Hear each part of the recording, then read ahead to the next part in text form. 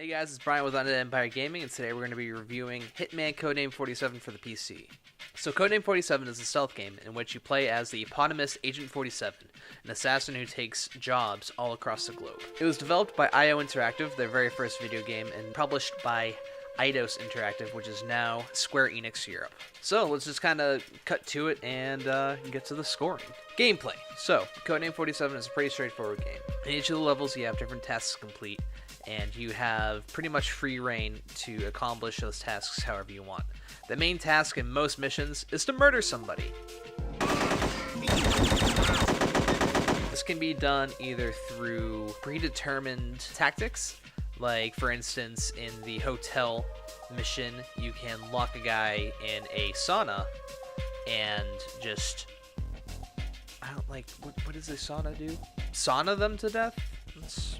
You can go stealth and sneak through the missions. You have various sneaky weapons at your disposal, such as the very trademark, I would say, fiber wire, which is kind of as iconic to 47 as his silver ballers are. So you can choke people out. You have knives at your disposal, which are, in this game, a little bit more efficient. Or you can just go completely gung-ho and just lock and load and just absolutely annihilate everyone on the map. Which, given the difficulty of the game, is how 90% of my time spent in the game was spent. The AI in the game is pretty spectrumed from blissfully unaware to like straight Terminator in terms of that guy and just you're done. Being a Hitman game, the first one, it implements one of the one of the most staple elements of the series in its disguises, where anyone that you kill, or most people that you can kill, I want to see 47 just walking around like in a flowery dress. But yeah, the disguise concept is definitely new to the stealth genre of the time. It doesn't feel as properly implemented as the future games do. I found in a lot of instances the disguises do little to nothing.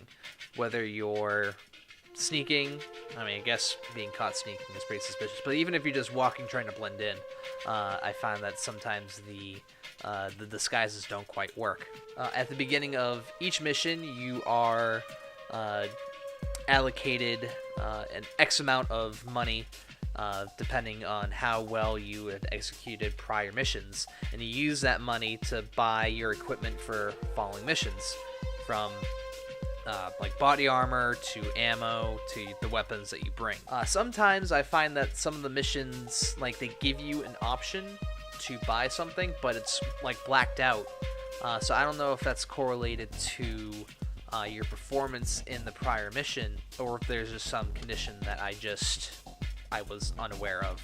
And it's the only instance in the entire series where you have to purchase your equipment. Money won't be utilized again until, I want to say, Blood Money, where you just use your funds to buy upgrades to your custom weapons and some equipment that you can bring from mission to mission, but not to the extent that it goes to in Codename 47. Not all missions are assassination missions. Some of them are just kind of build up to the actual target. For instance, through the first string of Hong Kong missions, the premise is to weaken Li Hong's connections to the rival Triad gang, severing his connection to the chief of police by murdering him, and essentially build up and having the crescendo be the actual assassination attempt on Li Hong. The game is hard. It provides little to no aid in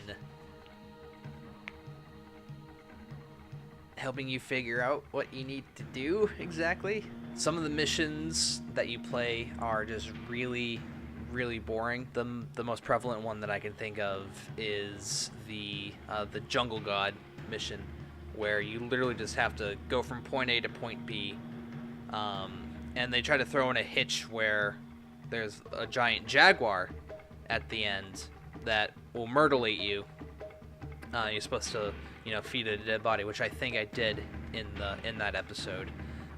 But aside from that, it was a pretty uneventful, like, super quick mission that could have just been completely avoided. A lot of the missions were just forgettable. A lot of them are rehashed in Hitman contracts, and I believe that they kind of just helped refine and make them a little bit more enjoyable. The gameplay as a whole, while exciting, I can imagine playing it for the first time in a environment where this type of game wasn't really prevalent. But to this day, it doesn't really quite hold up. So I'm going to be giving the gameplay a 2 out of 5. It has its merits here and there, but it just doesn't play well. Alright, let's talk about the graphics. For a game that was made in 2000, they're pretty decent for the time, but I don't believe that they hold quite up to this day. So let's start with the character models. They're pretty stiff and unmemorable, except for a few just like really frightening models. One that comes to mind is the madame, I guess you can call it, of the Lee Hong brothel, where she like literally looked like she came from outer space. She's got like a just it's not pretty. The locations are hit and miss in terms of aesthetic appeal. Some places that stand out that were pretty nice to look at were mostly, I want to say, the Hong Kong missions where you deal with interiors. They look pretty nice. So like the restaurant in the actual Lee Hong assassination, it was another restaurant I think where you assassinated the chief of police. Those environments were pretty nice to look at, but for the most part, a lot of them were pretty forgettable. Mostly the Columbia missions. They were dark, muddy, earthy. It just seemed like a really like copy and paste. The maps were fucking gigantic. I don't know if it was meant to be like disorienting, but they literally give you access to a compass and a map. So they definitely could have shortened the map and make it a little bit more content filled, but it was just a lot of running, and it just wasn't really anything pretty to look at because it was just like brown tree, brown ground with green splotches here and there. It doesn't look good. Same goes for the Rotterdam missions, where they're dark and murky, and they're in these just like really obscured like docks. I know it's supposed to be the atmosphere of it, but combined with, and I'll go into this later, with like the sound design, it just seems really kind of cold and desolate and not really fun to look at.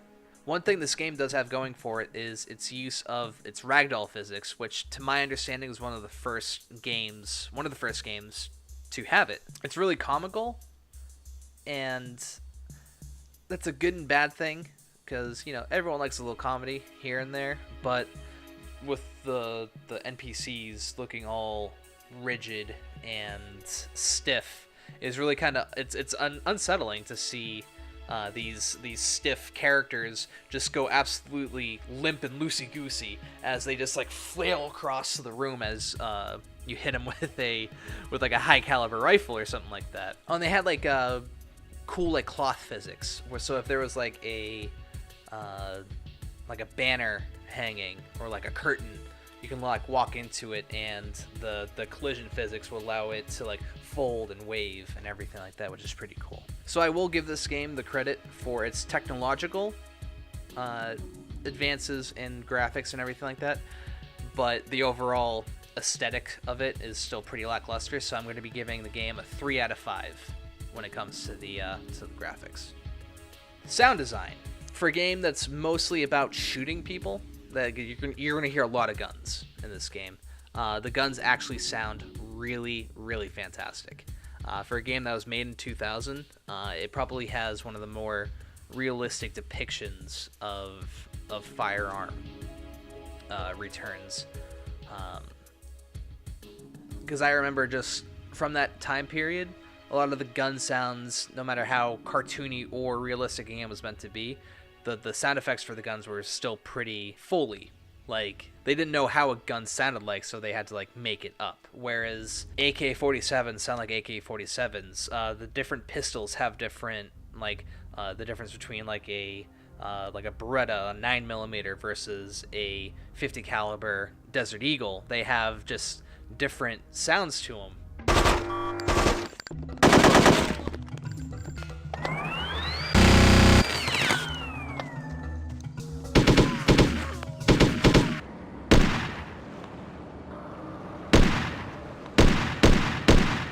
Other than that, the ambience of the levels, which I kind of alluded to earlier with the graphics, is forgettable.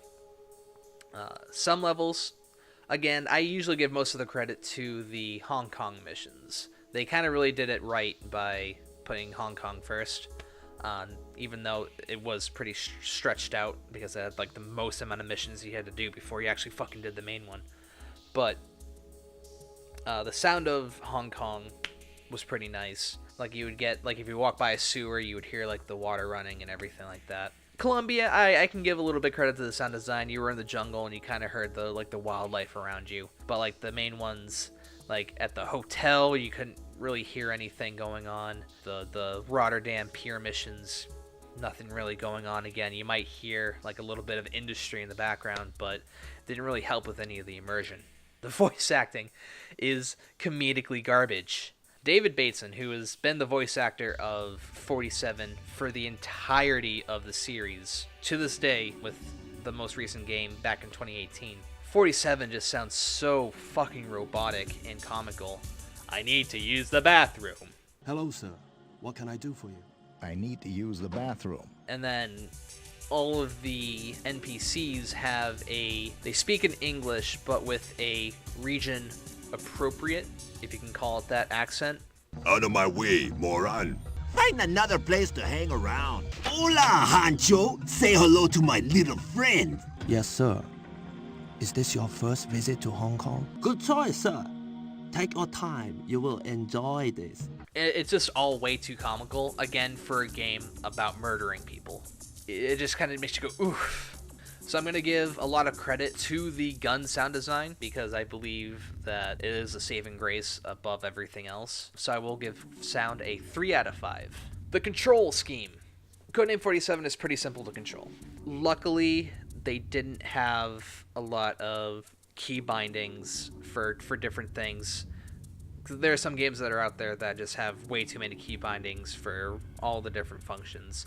Codename 47 keeps it pretty simple enough. It does use the simple WASD control scheme. One weird thing with the movement, I couldn't figure out if there was a key binding to do it or if there was just something I needed to do, but I couldn't figure out how to make 47 run by holding forward and shift, which is what most third-person games do nowadays. Like, if you do WASD, 47 will walk in those directions, but he will walk only. Whereas if you wanted to run, especially forward, because that's generally the direction you're going, that you had to hit shift and shift only. And so it's just like you hit shift and boom, fucking 47 goes off. And if you happen to, fall back into the proper mind frame of a third-person gamer, and then you accidentally hit like W or W and shift, 47 just fucking stops in its tracks and just stands there like a dumb fucking idiot. I need to use the bathroom. The most egregious thing about the control scheme is the interactions with the environment. You have 2 main methods of interacting. You have a simple action key, which does most of the things like opening doors, grabbing bodies, and then there's also using the scroll wheel on your mouse and clicking a particular way on a particular item to do a particular thing. It's very janky and convoluted, and in a game where timing is crucial, it's very easy to bumble around with trying to control. Like, oh, should I hit fucking F or should I try to fucking roll my mouse?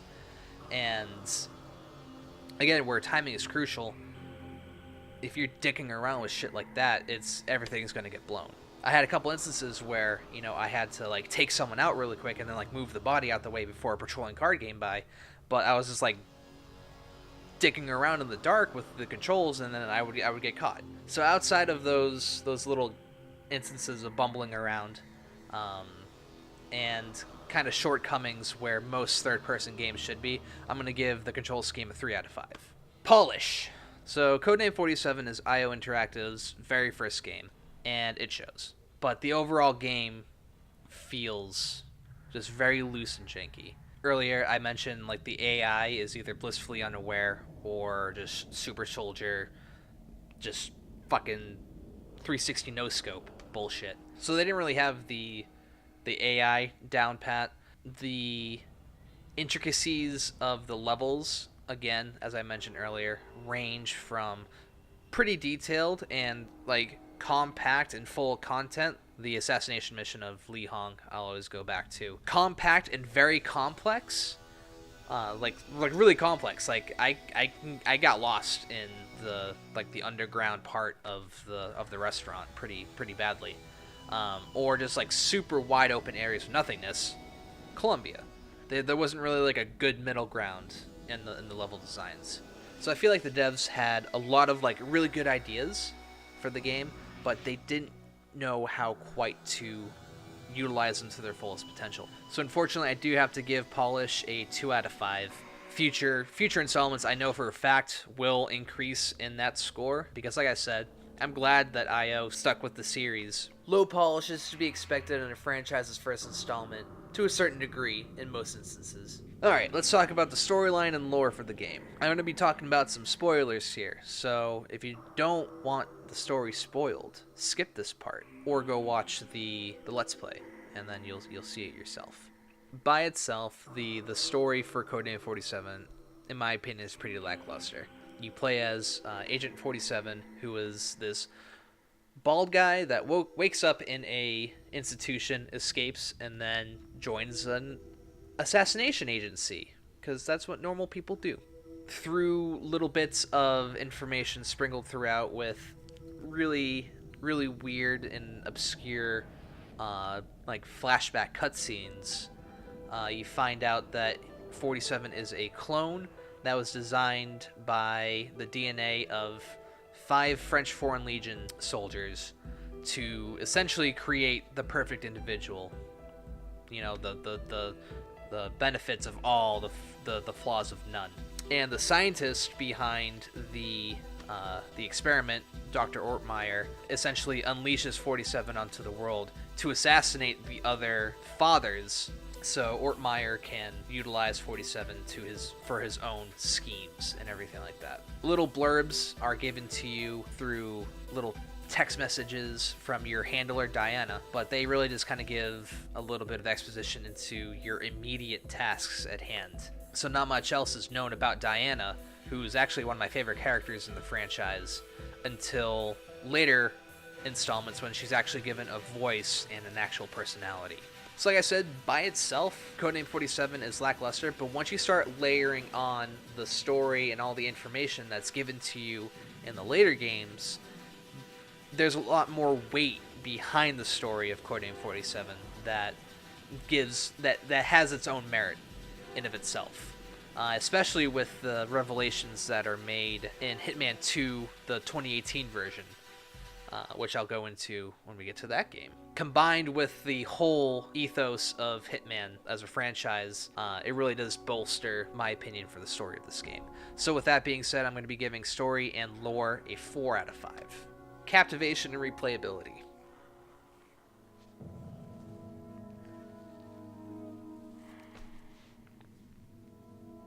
This game aggravated the shit out of me. It really did. It's one of the earliest games that I can think of that gives you, like, essentially complete free reign to complete your tasks however you want. Outside of a few stipulations that will fail a mission, you have all the agency to complete them however you want. And like I said, that goes into the gameplay of, going in gung-ho, going in, stealth and everything like that. But the limitations imposed on you as a gamer, mainly like the AI, which I've mentioned before, in a game where trial and error is paramount to kind of cracking the code, because you can kind of think of a game like this as like a puzzle game, because you kind of figure out what sequence of events that you have to do to accomplish your goal. The lack of in-game saves, which you don't really think of as a luxury until you actually have it taken away, especially in some instances like the main assassination mission of Columbia, where at the beginning of the level you have to literally circumnavigate like 180 degrees around the map to enter in the compound to do the fucking mission. And again, where trial and error, like, you're going to die, you're going to restart over and over and over and over again. The need to having to go around, it really starts to wear thin on my patience. And like, I try to be very patient with games, and if it starts wearing on me, I can only imagine that it wears on a lot of other people. And then outside of being like, go loud, go stealthy, or do a really specific set of tasks to kill someone in a very specific way that we mandated, I find out that I've been spoiled by the later installments of, coming up with creative ways to kill people in these missions. It just feels really bare bones. So with it being like that, I don't really see myself having to pick this game back up, having already beat it. In those missions where it was just throwing myself at the same problem over and over again and not finding a solution, I can't see myself picking it back up and having a hard time driving through. So with all that being said, I have to give the replayability and the captivation a 1 out of 5. It frustrated me too much, and there's just so much built upon with the later games that I can't see myself picking it back up. Individuality. So in the early 2000s, the only really good stealth games that come to mind in my head are like the Thief franchise, Metal Gear Solid, and not until later, Splinter Cell. In an environment that had such low competition, with a lot of the shortcomings that I've mentioned so far with the game, Codename 47 is still a unique experience, especially when you compare it to games of the genre back in the time. Codename 47 really helped just push the Hitman franchise to the forefront. Outside of this game and one future installment, Absolution, Hitman has really kind of kept to its core roots and just kind of really built upon that with each installment. So I will give the game's individuality a 5 out of 5 because it really just sets up everything for the franchise to move forward at its best potential. It lays the foundation. It doesn't really build any further past the foundation. It was still pretty groundbreaking, in my opinion, for stealth games in the future. Music. So this is the first major game, in my opinion, that is composed by Jesper Kyd. Jesper Kyd has gone on to compose games like Assassin's Creed, a lot of the other Hitman games, and his vibe and feel for most of those games is fantastic, and I can usually pick it out pretty quickly. And this being his first major game, he doesn't feel quite utilized though, which is a shame because, like I said, he's fantastic. Each of the different locales and their levels have their own scores and themes, but they're just so low-key and backgrounded that you never really have the opportunity to enjoy them to the fullest potential. So because it's Jesper Kyd, but it's unutilized Jesper Kyd, I'm going to be giving music a 3 out of 5. Personal factor. I love the Hitman series. I don't love this game. I will give it credit for, laying down the brickwork for the future games. All of them, even Absolution. It's an old game, it's a flawed game, and it's a game I'm probably not going to pick up in the future. Again, it was too frustrating. A lot of its potential was unrealized. I'm glad that it exists, because like I said, it really lays the brickwork for the future installments that there's very few that I don't enjoy. Blood Money is one of my favorite like stealth games of all time. Codename 47 is just too bare bones now for me to enjoy to the fullest extent. So with that being said, I have to give a personal factor of 2 out of 5. Alright, so let's tally up all of the categories and their scores together, and I give a total score of 28 out of 50 to Hitman Codename 47. All in all, Codename 47 is a decent game. It's not its fullest potential game, and it kicks off a fantastic series. Anyway guys, it's going to be my review for Hitman Codename 47. I hope you enjoyed it. I'm really excited to get that out of the way so I can actually play the titles that are nearer to my heart than this one. This is actually my first time playing through this game, which I'm glad, because I would have not liked it if I have to play this again. But Hitman 2, Blood Money, I'm super excited for those. I hope you guys are as well. Let me know what you guys think of the game down in the comments. Tell me I'm wrong, please, or tell me I'm right. Tell me what your favorite moment was, if you raged as much as I do playing it. So once again, thank you very much for watching, guys, and I'll catch you around.